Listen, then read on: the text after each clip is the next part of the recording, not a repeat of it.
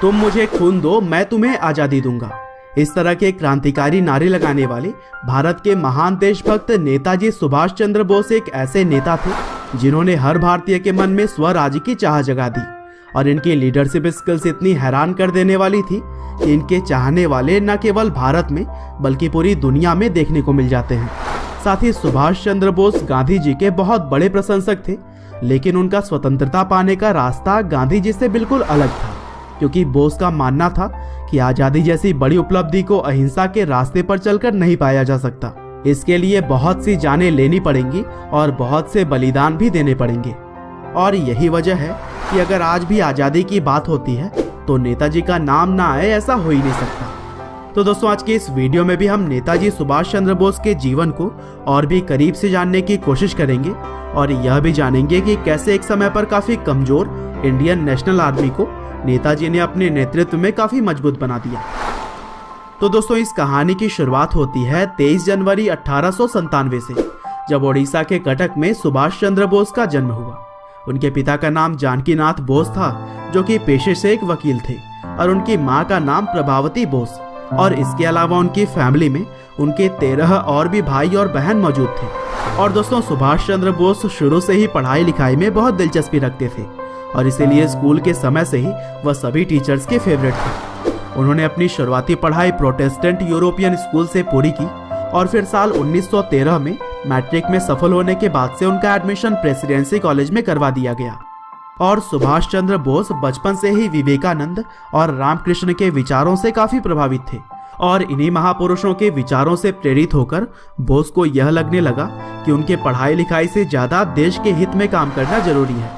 और उस समय ब्रिटिश सरकार का शासन था, जो कि भारतीयों पर जुल्म ढाने में थोड़े भी पीछे नहीं रहते थे। और अपने आसपास हो रहे जुल्मों को देखकर सुभाष चंद्र बोस के मन में भी स्वतंत्रता की चिंगारी ने तेजी पकड़ ली। और इनकी देशभक्ति का पहला नमूना तब देखने को मिला जब यह अपने एक प्रोफेसर के द्वारा भारतीय लोगों के खिलाफ बोले जाने पर उनसे लड़ गए थे। और फिर कुछ साल के बाद 1918 में बोस ने यूनिवर्सिटी ऑफ कलकत्ता के स्कॉटिश चर्च कॉलेज से बीए की डिग्री हासिल की। हालांकि अब सुभाष चंद्र बोस देश की सेवा में लग जाना चाहते थे, लेकिन उन्हें अपने पिता के दबाव में भारत को छोड़कर इंग्लैंड जाना पड़ा, क्योंकि उनके पिता चाहते थे कि वह कोई अच्छी सी जॉब करें। और फिर कैम्ब्रिज के एक कॉलेज में पढ़ाई पूरी करने के बाद इंडियन सिविल सर्विसेज के एग्जामिनेशन में उन्होंने 4th रैंक हासिल की। लेकिन इतनी अच्छी रैंक होने के बावजूद भी उन्होंने यह नौकरी ठुकरा दी, क्योंकि उन्हें ब्रिटिश सरकार के अंदर नौकरी करना मंजूर नहीं था। और फिर भारतीय लोगों के दिलों में आज़ादी की आशा जगाने के लिए उन्होंने एक न्यूज़पेपर प्रिंट करना शुरू किया, जिसका नाम था स्वराज। और इस समय उनके मार्गदर्शक बने उस समय के एक महान नेता चित्तरंजन दास, जो कि देशभक्ति से भरे हुए भड़काऊ भाषण देने के लिए जाने जाते थे। और फिर सुभाष चंद्र बोस के काम को देखते हुए उन्हें 1923 में ऑल इंडिया यूथ कांग्रेस का प्रेसिडेंट चुन लिया गया।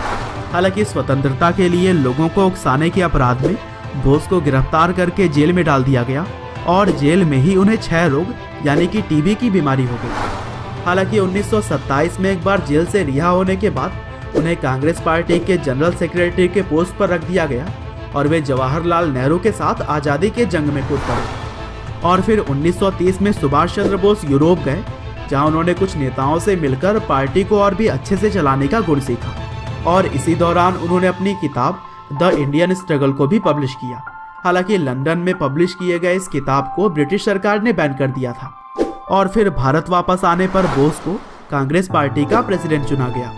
हालांकि अहिंसा के रास्ते पर चलकर आजादी पाने की सोच रखने वाले गांधी जी सुभाष चंद्र बोस की हिंसा से भरी नीतियों को पसंद नहीं करते थे। और यह बात जब सुभाष चंद्र बोस को पता लगी, तब उन्होंने कांग्रेस प्रेसिडेंसी से इस्तीफा देना ही ज्यादा सही समझा।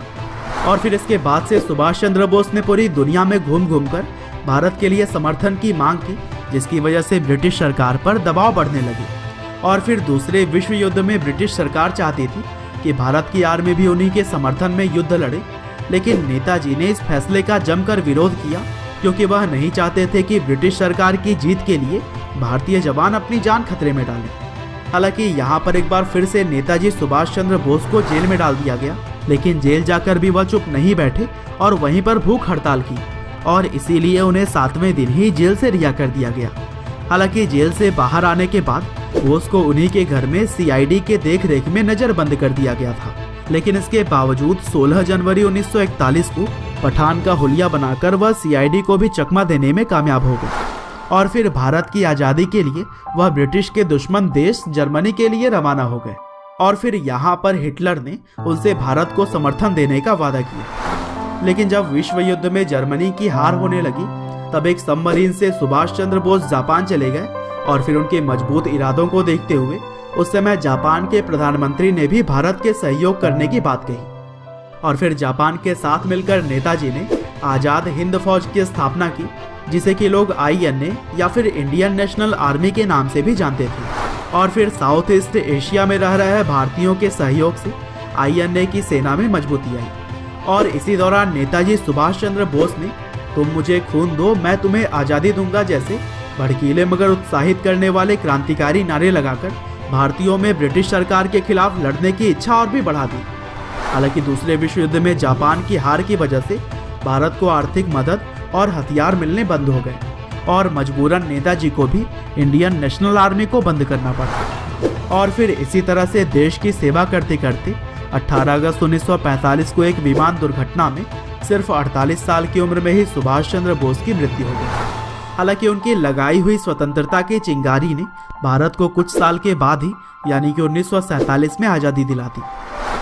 तो दोस्तों, यह थी कहानी भारत के वीर पुरुष नेताजी सुभाष चंद्र बोस की। उम्मीद करते हैं कि यह वीडियो आपको जरूर पसंद आई होगी।